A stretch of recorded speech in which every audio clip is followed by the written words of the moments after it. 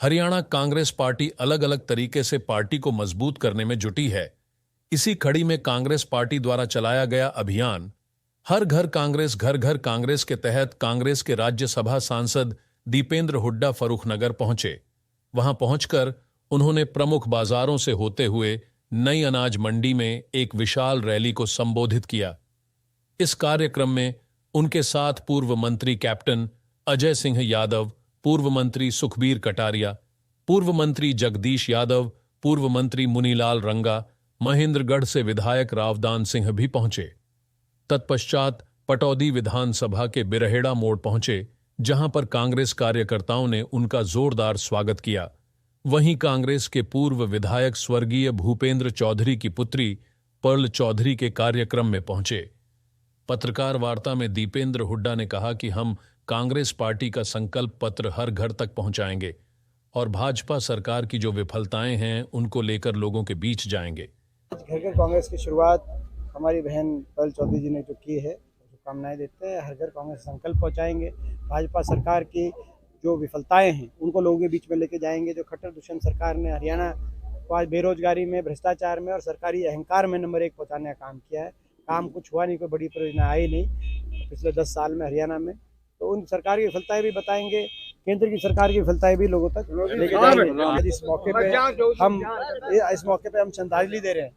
स्वर्गीय भूपेंद्र चौधरी जी को भी श्रद्धांजलि दे रहे हैं, जो कि एक हमारे सबके एक पारिवारिक सदस्य थे।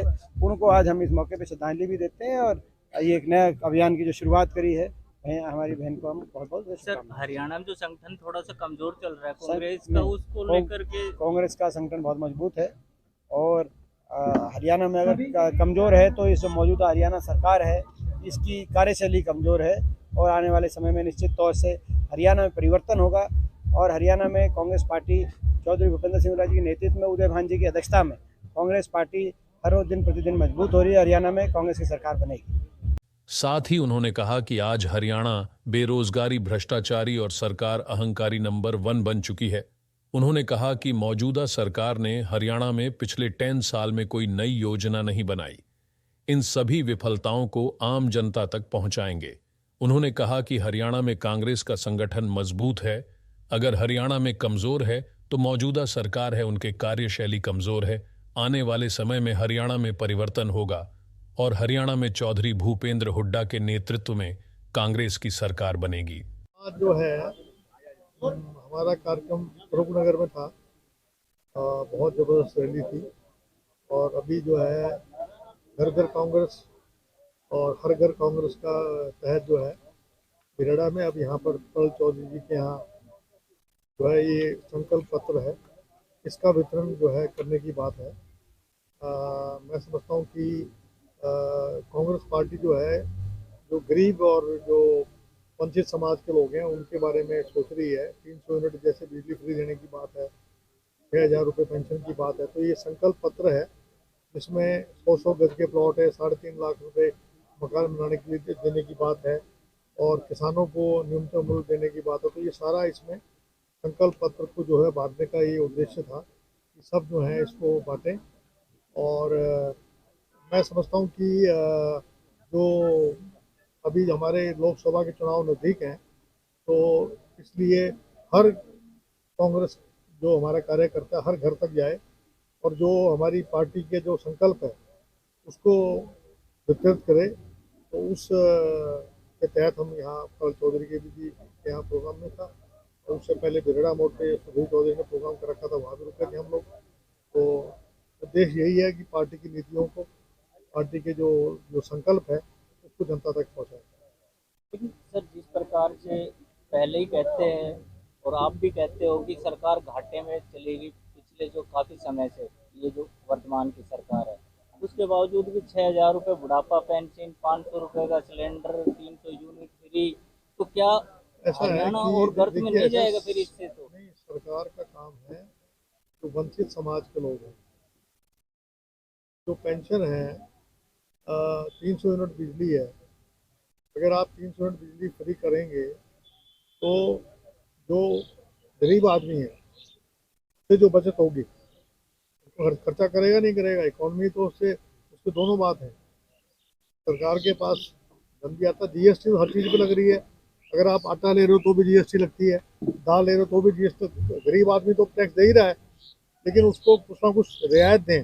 अभी हम हिमाचल में कर रहे हैं, कर्नाटका में कर रहे हैं, और इसके अलावा जो है इसमें 3 राज्यों में हमारी सरकार है। अभी तेलंगाना में, वहाँ पर भी हम ये जो संकल्प पत्र है वहाँ पर भी हम ये लागू कर रहे हैं। ये तो है नहीं हमने लागू वहाँ नहीं करी है।